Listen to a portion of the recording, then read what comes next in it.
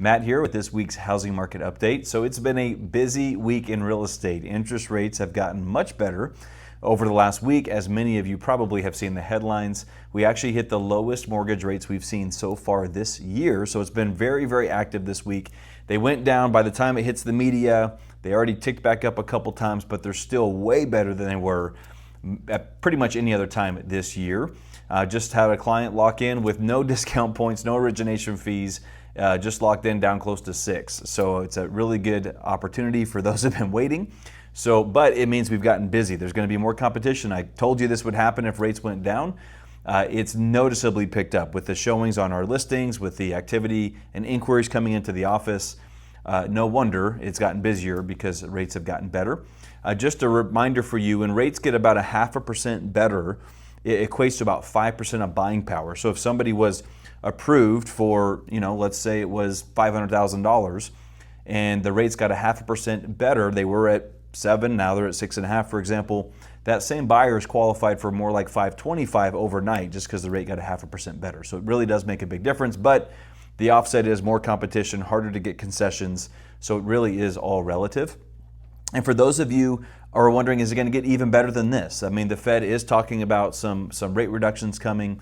We had our lender partner here in the office this morning just doing a kind of a coaching session for our team, and he's very optimistic that rates will get even a little bit better than we've seen. So we'll see, but again, buckle up. It's going to be more activity, probably more sellers listing their homes, but they're going to need homes too. So we're going to get more inventory, but the inventory that comes are going to be sellers that also need to buy. So it's not going to loosen up a whole lot more opportunities for the buyers currently in the market.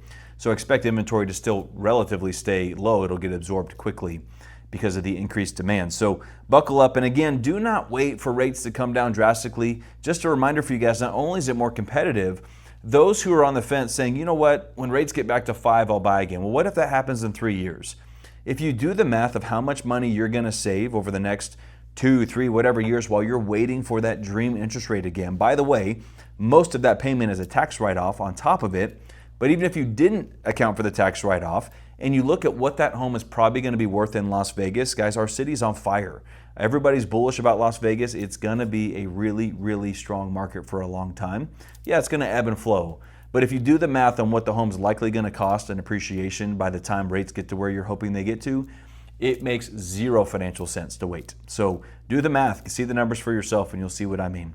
Anyways, I just want to give you all this real quick. I hope that you guys are all having a great week. It's back to school this week. So I know a lot of families love that, and some don't like it at all. Not sure where you're at, but I'm happy about it. So I like the rhythm and routine being back on schedule. Anyways, hope everybody has a great week. We love hearing from you. Reach out anytime, and we'll talk to you soon. See ya.